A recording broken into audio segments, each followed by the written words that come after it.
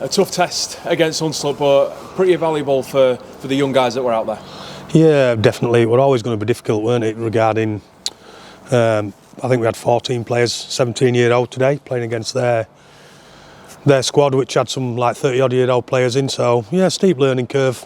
Results really irrelevant, to be fair.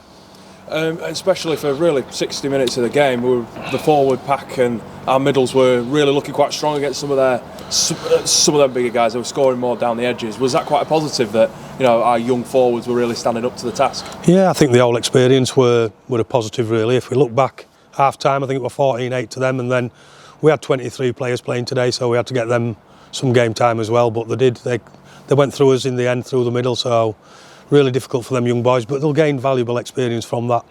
And a number of those boys, like you say, were playing in the academy and looking more towards the reserves as well this year.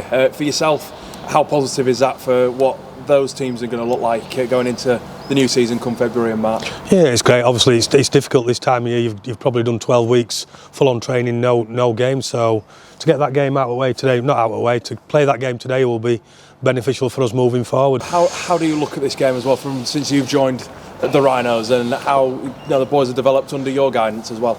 Yeah, I think it's too early to tell regarding. I won't use that game there today to judge whether somebody had made any progression regarding my guidance. I think with development, it's about week in, week out, just replicating stuff and trying to improve, and I'm sure that's what these guys are going to do. How have you found getting your teeth into a game like this in terms of the pre-game preparation, and then looking at what training schedules are going to look like leading up to the start of those reserves in 18 seasons? No, it's great. Obviously, you miss when you're in pre-season, you miss the game. So coming here today, even though, let's be fair, we knew with the team they were putting out that it was going to be difficult for our young boys, but there's one thing for sure, they can all hold their heads up high, and I thanked them today for their efforts as well.